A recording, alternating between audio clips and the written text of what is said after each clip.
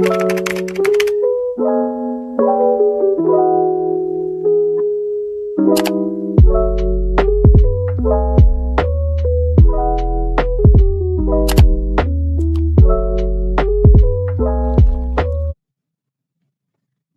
baik. Assalamualaikum warahmatullahi wabarakatuh. Ketemu lagi bersama aku, Tri Rizky Ramadhani, dalam video pembelajaran tentang reaksi redoks. Nah, teman-teman pada penasaran nggak nih, bagaimana pembahasan tentang apa itu reaksi redoks dan lain-lain? Jadi, kita langsung simak aja ya. Yang pertama, apa sih itu reaksi redoks? Nah, reaksi redoks merupakan jenis dari reaksi kimia yang menyebabkan perubahan bilangan oksidasi baik dalam suatu molekul ataupun unsur, juga menyebabkan terjadinya perubahan dapat berupa penambahan maupun pengurangan senyawa oksigen di dalam suatu molekul. Di dalam reaksi redoks ini ada dua jenis reaksi yang bersamaan, yaitu reaksi reduksi dan reaksi oksidasi. Nah, teman-teman masih ingat nggak nih apa itu reduksi dan oksidasi? Nah, reduksi merupakan reaksi yang menyebabkan penurunan bilangan oksidasi dari sebuah ion, atom, atau molekul yang dapat disebabkan baik karena penangkapan elektron dan atau pelepasan oksigen. Spesies yang mengalami reduksi disebut juga sebagai oksidator karena menyebabkan oksidasi pada pasangan senyawanya. Selanjutnya yaitu adalah oksidasi. Nah, oksidasi merupakan reaksi yang terjadi sehingga kemudian menyebabkan meningkatnya bilangan oksidasi dari suatu ion, atom karena pelepasan elektron dan atau penambahan oksigen. Nah, spesies yang mengalami oksidasi disebut juga sebagai reduktor karena menyebabkan reduksi pada pasangan senyawanya. Nah, tadi kan disinggung ya, apa itu oksidator dan reduktor. Nah, oksidator adalah senyawa yang memiliki kemampuan untuk mengoksidasi senyawa lain atau biasa dikenal senyawa menerima elektron.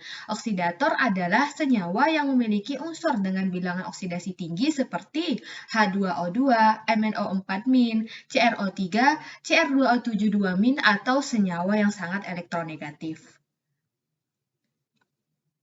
Berikutnya, reduktor. Nah, reduktor merupakan senyawa yang memiliki kemampuan mereduksi senyawa lain atau biasa dikenal senyawa yang mendonorkan elektron. Nah, senyawa yang berupa reduktor ini bisa pada unsur logam seperti Li, Na, Mg, Fe, Zn, dan Al. Nah, jenis reduktor lainnya yaitu seperti reagen transfer hibrida, misalnya NaBH4 dan LiAH4. Nah, kemudian kita masuk ke bilangan oksidasi. Nah, apa sih biloks ini? Nah, bilangan oksidasi atau biloks merupakan suatu bilangan yang menunjukkan ukuran kemampuan suatu atom untuk melepas atau menangkap elektron dalam pembentukan suatu senyawa. Nah, biloks ini adalah muatan positif dan negatif pada suatu atom. Nilai bilangan oksidasi mencerminkan banyaknya elektron yang dilepas atau ditangkap, sehingga bilangan oksidasi dapat bertanda positif maupun negatif. Nah, jika suatu atom ini melepas elektron membentuk kation atau ion positif, maka kation tersebut memiliki bilangan oksidasi yang bertanda positif. Nah, sedangkan jika menerima elektron sehingga menjadi anion yang ionnya negatif ya, maka bilangan oksidasinya ya bertanda negatif. Unsur yang biloksnya positif biasanya merupakan atom-atom unsur logam seperti Na, Fe, Mg, Ca, dan unsur logam lainnya. Sementara itu, unsur yang biloksnya negatif biasanya atom-atom unsur non-logam seperti O, Cl, F, dan unsur non-logam lainnya.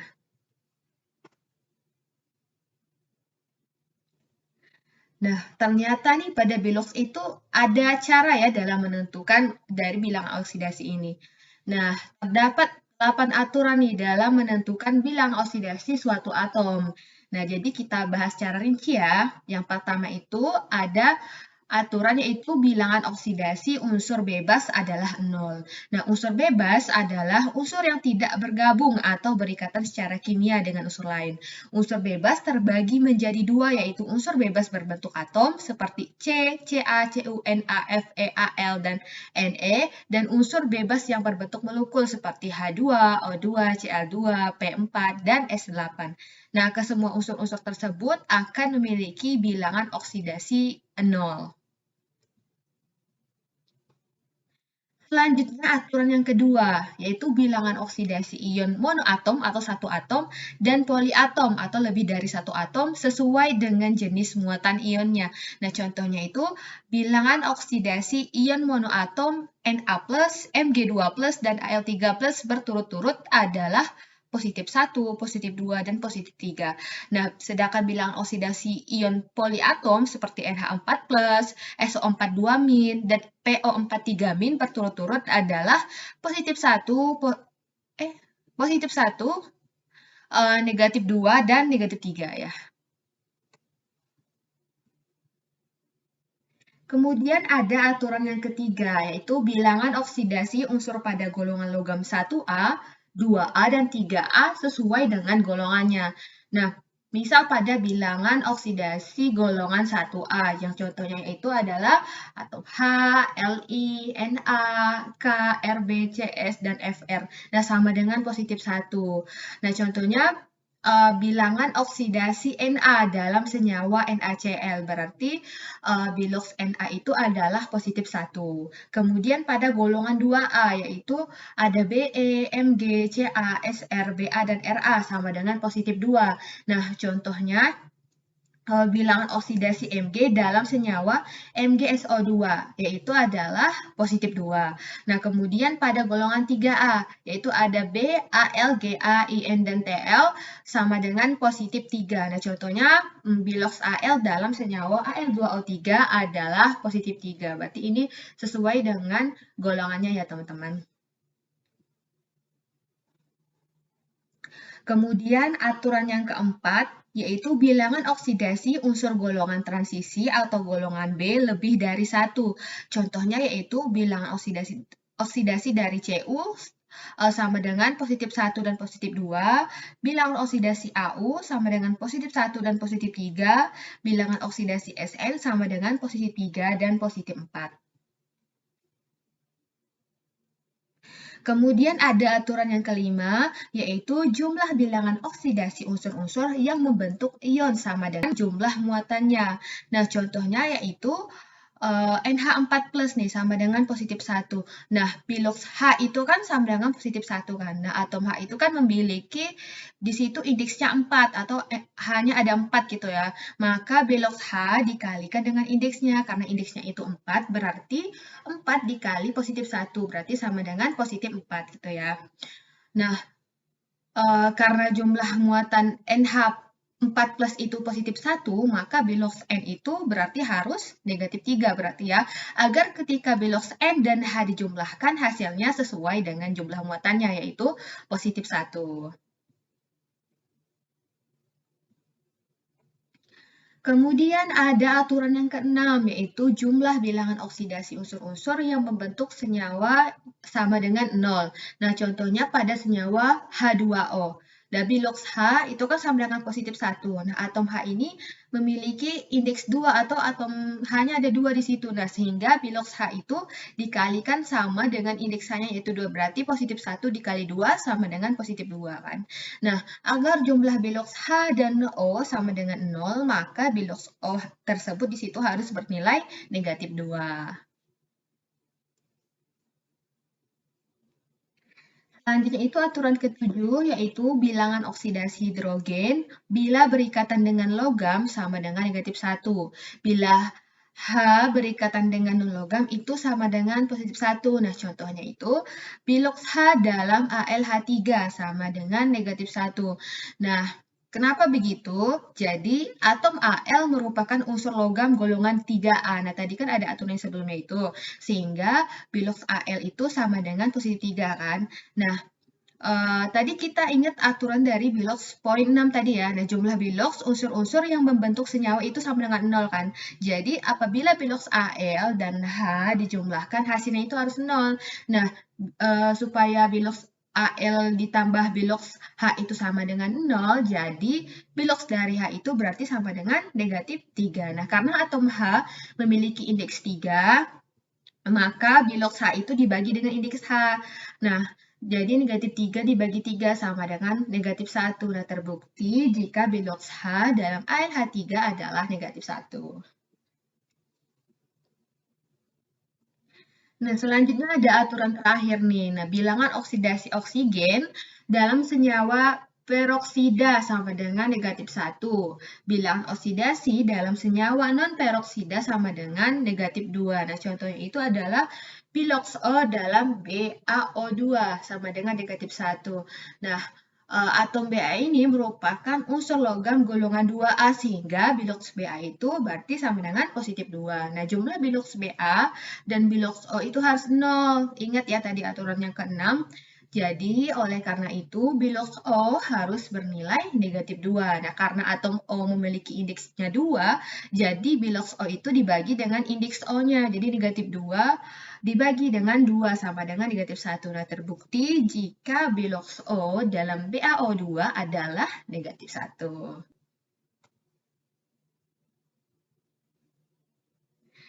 Oke, kita selanjutnya setelah mengetahui aturan dari penentuan Bilox, sekarang kita masuk ke cara menyelesaikan penyetaraan reaksi redoks. Nah, untuk dapat melaksanakan penyetaraan dalam reaksi redoks, ada dua metode nih yang dapat kamu lakukan, di antaranya adalah dengan menggunakan metode Bilox dan metode setara reaksi.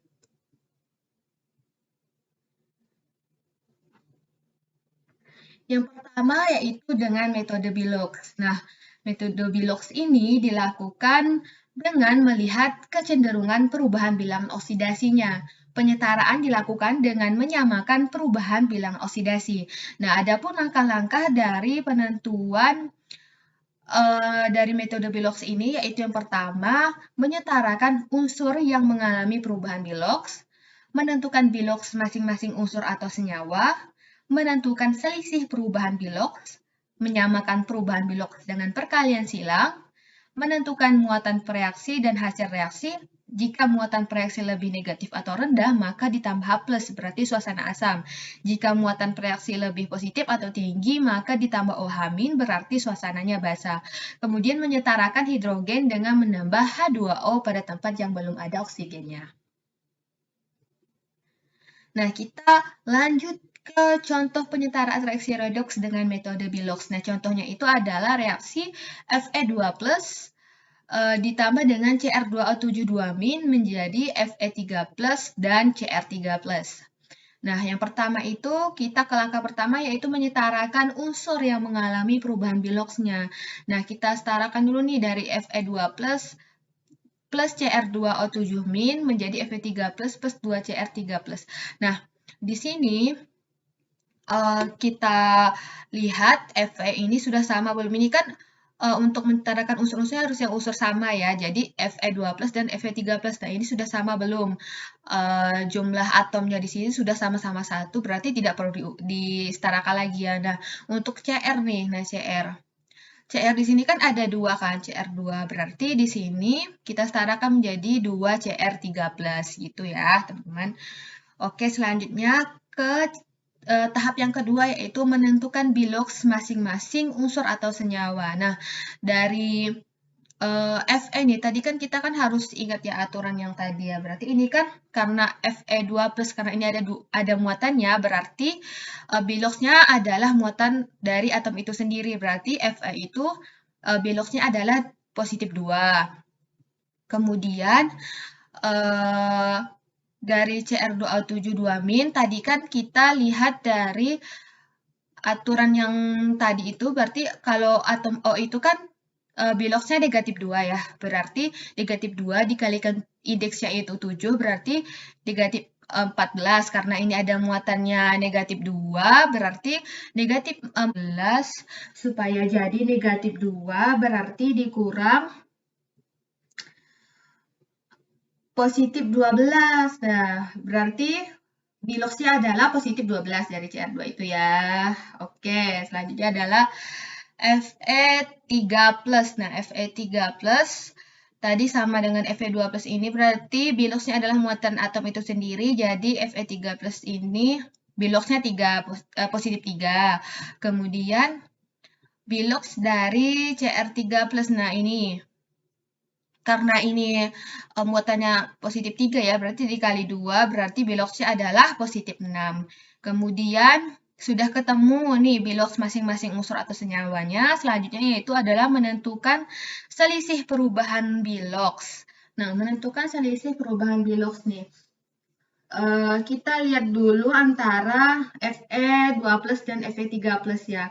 Nah, karena dari positif 2 ke positif 3 berarti biloxnya naik. Nah, kalau biloxnya naik berarti tadi adalah oksidasi. Nah, selisih dari positif 2 ke positif 3 itu adalah 1 berarti ya. Kemudian yang selanjutnya itu adalah Cr2O7 2- dengan 2Cr3+. Nah, kita lihat Cr-nya ini. Tadi kan bilox Cr-nya adalah positif 12 ya. Positif 12 ke positif 3. Berarti dia turun ya biloxnya dari 12 ke positif 3. Jadi selisih antara positif 12 positif 6. Dari selisih antara positif 12 ke positif 6 adalah 6 berarti.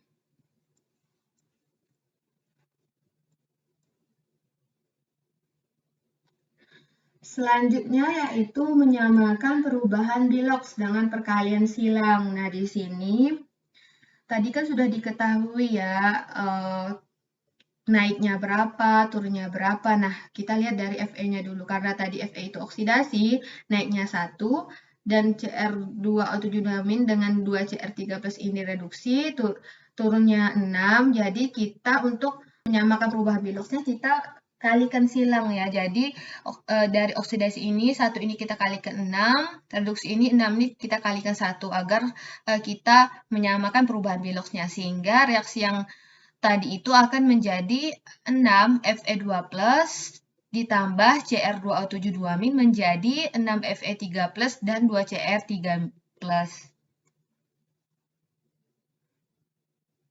Selanjutnya itu menentukan muatan pereaksi dan hasil reaksi. Nah, jika muatan pereaksi lebih negatif atau rendah, maka ditambah H+, berarti suasananya asam. Nah, jika muatan pereaksi lebih positif atau tinggi, maka ditambah OH- atau berarti ia bersuasana basa. Nah, kita lihat nih, dari sini kan dilihat dari reaktan ini dulu ya, muatannya. Di sini kan ada 2+ nih dikalikan 6, berarti positif 12. Lalu di sini ada negatif 2, berarti positif 12 dikurang 2 sama dengan positif 10 kan, berarti muatan di reaktan ini. Kemudian ada yang di produk. Nah, di produk ini di sini kan ada 3+ ya, berarti 3+ dikali 6 sama dengan positif 18. Lalu kemudian di sini ada positif 3 dikali 2, jadi positif 6. Jadi ditambahkan menjadi positif 24. Nah, agar dia ini supaya muatannya sama, berarti kita lihat nih yang kurang di mananya. Nah, di sini kan karena di sini 24, berarti di sini kita biar supaya dia jadi 24 kita tambah 14 berarti ya, ditambah positif 14 kan. Nah, sehingga atom H+ ini selisih muatannya yaitu kan 14. Nah, diletakkan di tempat yang muatannya yang kurang. Nah, jadi reaksi itu akan menjadi 6 Fe2+ ditambah Cr2O7 2- ditambah 14 H+ menjadi 6 Fe3+ dan 2 Cr3+. Nah, kemudian menyetarakan hidrogen dengan menambah H2O pada tempat yang belum ada oksigennya. Nah, sehingga dari tadi kan kita udah lihat kan reaksinya. Jadi yang kurang belum ada oksigennya itu kita tambah dengan H2O. Nah, kita lihat nih sehingga reaksinya akan menjadi 6 Fe2+ ditambah Cr2O7 2- ditambah 14 H+ menjadi 6Fe3+ ditambah 2Cr3+ ditambah 7H2O. Nah, kenapa ini ditambah 7H2O? Karena di sini kan hanya ada 14 kan atom H-nya. Nah, karena di sini kurang ya atom H-nya, jadi kita tambah 7H2O. Begitu, sehingga di sini kan 14, ini sudah 14. Nah, kita coklat lagi atom O-nya ya. Nah di sini kan O-nya juga ada 7 kan. Nah, di sini juga ada 7. Ini ada indeksnya 7 ini. Nah, berarti sudah setara semuanya. Jadi, inilah hasil dari penyetaraan reaksi redoksnya.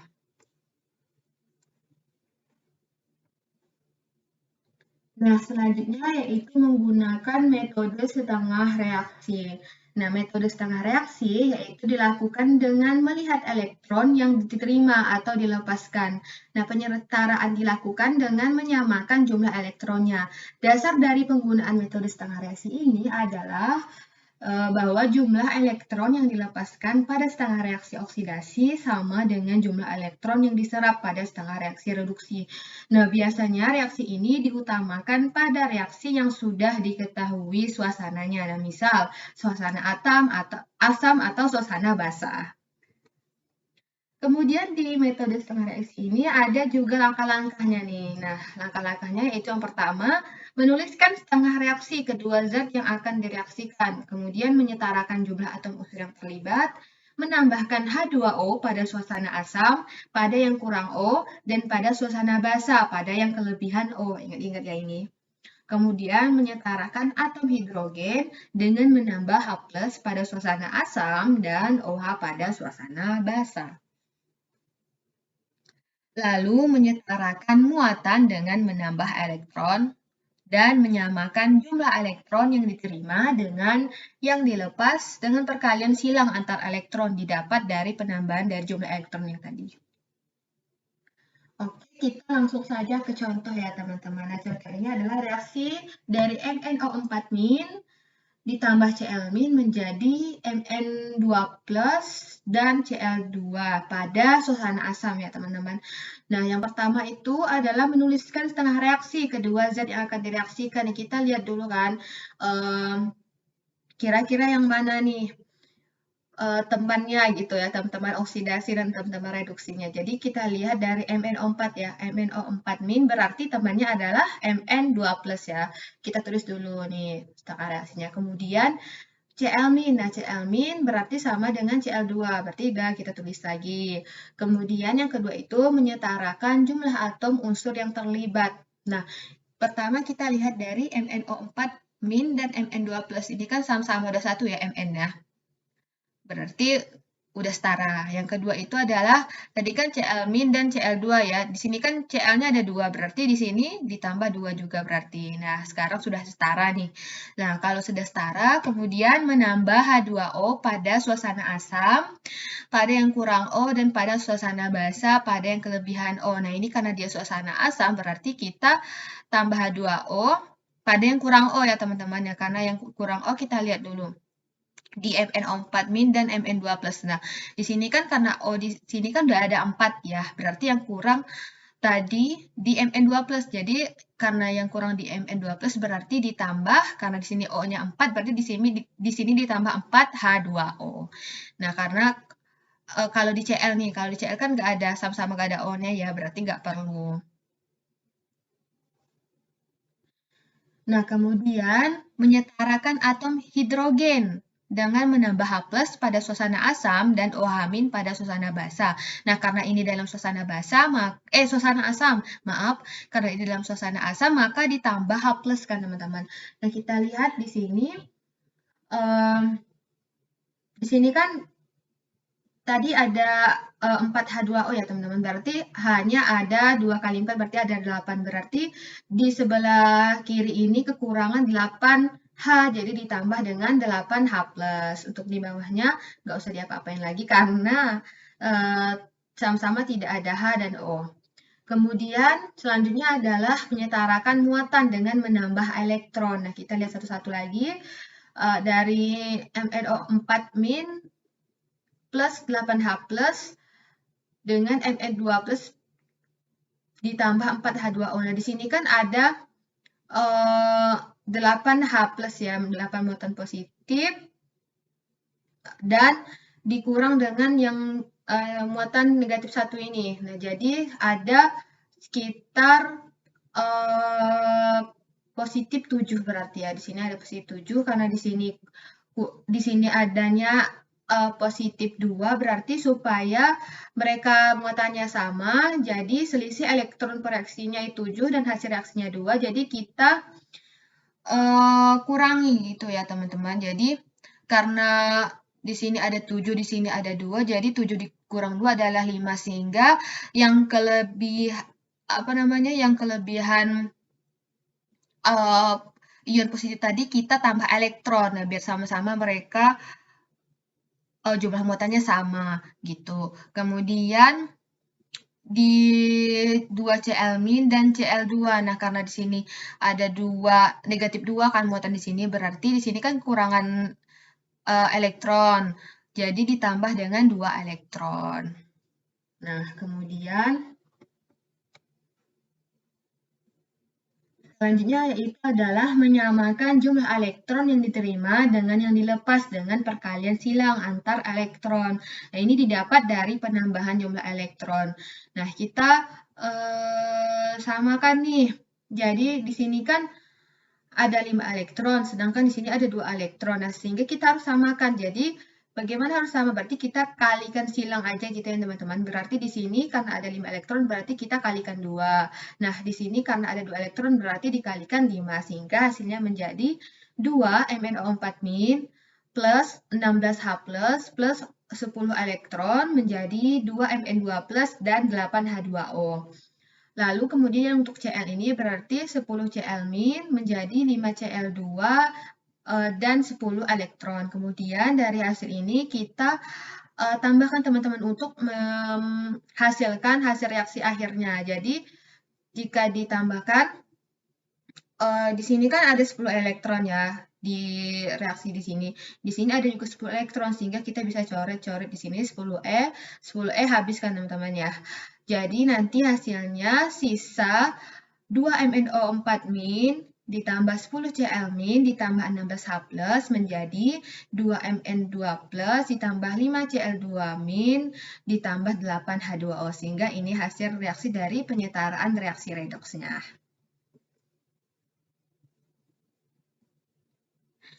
Oke, tadi sudah kita bahas tentang bagaimana penyetaraan reaksi redoks. Sekarang kita masuk ke penerapan reaksi redoks dalam sel elektrokimia. Nah, dalam reaksi redoks, proses transfer elektron melalui kontak langsung antar partikel atom, ion maupun molekul yang melakukan serah terima elektron. Karena transfer elektron dilakukan melalui sirkuit luar yang kemudian dibaca sebagai gejala listrik, muncul disiplin ilmu elektrokimia yang mempelajarinya. Nah, sel elektrokimia adalah sebuah tempat atau sel di mana aliran elektron itu terjadi. Nah, aliran elektron dapat terjadi karena adanya perubahan energi listrik menjadi energi kimia atau energi kimia menjadi energi listrik. Nah, sel elektrokimia ini dibagi menjadi 2 jenis teman-teman, yaitu sel galvanik atau biasa disebut sel Volta dan sel elektrolisis. Yang pertama kita bahas sel Volta dulu nih. Nah, sel Volta adalah sebuah sel yang menggunakan reaksi spontan untuk dapat menghasilkan energi listrik, di mana selisih dari energi reaktan yang tinggi dengan energi produk yang rendah kemudian diubah menjadi energi listrik. Selanjutnya yaitu adalah sel elektrolisis. Nah, sel elektrolisis ini merupakan sel yang menggunakan energi listrik menjadi energi kimia.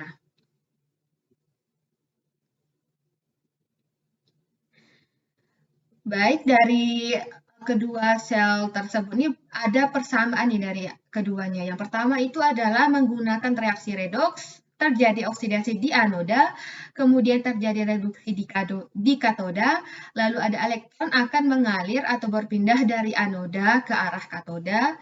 Potensial reduksi sel dapat dihitung dengan mengurangkan potensial reduksi spesies yang mengalami reduksi dengan potensial reduksi spesies yang mengalami oksidasi.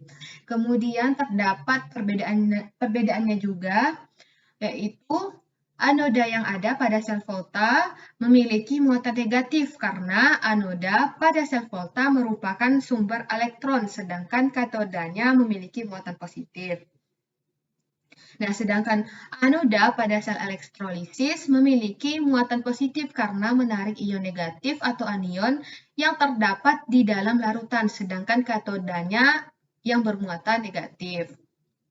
Pada sel volta, reaksi redoks yang terlibat adalah reaksi spontan, sedangkan reaksi redoks pada sel elektrolisis merupakan reaksi non-spontan. Kemudian pada sel volta, potensial reduksi sel bernilai positif, sedangkan pada elektrolisis potensial reduksinya bernilai negatif. Kemudian selanjutnya kita masuk ke penerapan reaksi redoks dalam kehidupan. Nah, teori reaksi redoks ini banyak digunakan di dalam kehidupan dan berbagai bidang. Nah, di antaranya beberapa ini adalah yang pertama, industri pengolahan dan pelapisan logam. Nah, umumnya biji logam ditemukan sebagai senyawa sulfida, oksida, dan juga senyawa karbonat. Nah, biji karbonat dan sulfida akan terlebih dahulu diubah menjadi biji oksida dengan proses pemanggangan. Nah, biji oksida tersebut yang kemudian direduksi menjadi logam. Setelah diproduksi, logam kemudian harus dilapisi dengan menggunakan unsur lain untuk dapat meningkatkan kualitasnya. Nah, biasanya senyawa yang digunakan sebagai pelapis adalah senyawa krom dan besi sehingga dapat terjaga dari karat atau terjadinya korosi ya teman-teman. Nah, selanjutnya adalah pengolahan air limbah. Nah, sebelum air dari industri dibuang ke lingkungan, agar tidak memberikan dampak yang negatif terhadap lingkungan air limbah tersebut, harus melalui proses pengolahan terlebih dahulu. Nah, pengolahan air limbah ini dapat dilakukan dengan memanfaatkan reaksi redoks ini.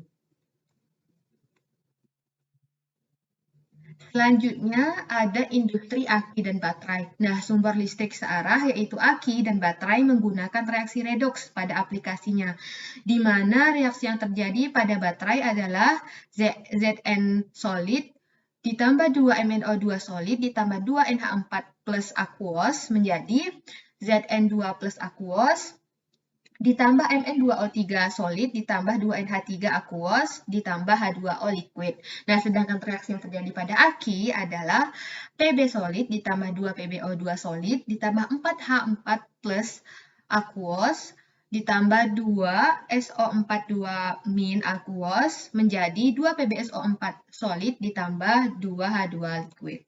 H2O liquid ya.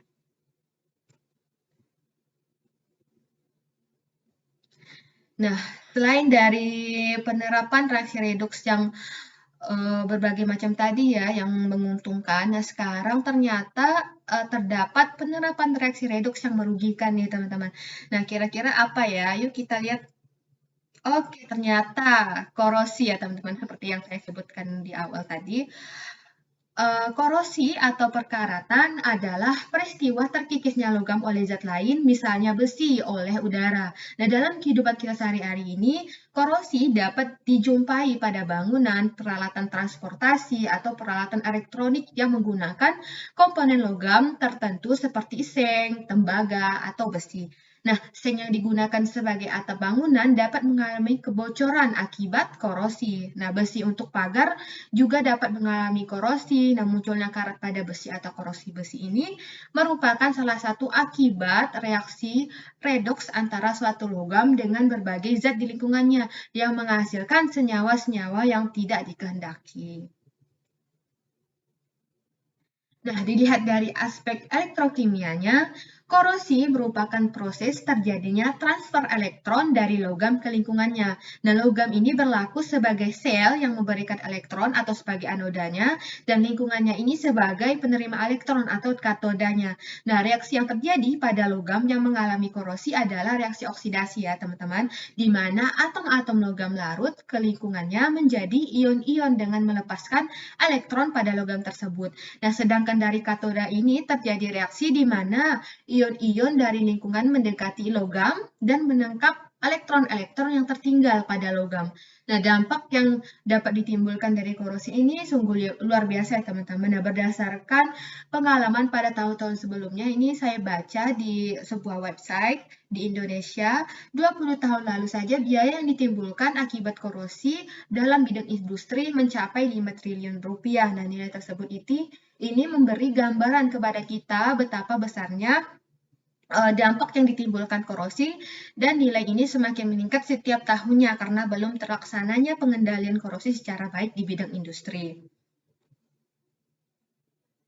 Nah, mekanisme terjadinya karat pada besi ini, logam besi yang kontak langsung dengan udara akan dioksidasi menjadi ion Fe2+. Nah, ion ini akan larut dalam tetesan air. Nah, tempat terjadinya reaksi oksidasi di ujung tetesan air ini adalah anodanya. Nah, ion Fe2+ yang terbentuk bergerak dari anoda ke katoda melalui tetesan air, sedangkan elektron mengalir dari anoda ke katoda melalui logam. Nah, elektron ini selanjutnya mereduksi oksigen dari udara dan menghasilkan air. Nah, ujung tetesan air tempat terjadinya reaksi reduksi ini adalah katoda ya. Nah, sebagian oksigen dalam udara larut dalam tetesan air dan mengoksidasi Fe2+ menjadi Fe3+ yang membentuk karat besi, yaitu Fe2O3 dikali XH2O. Tuh.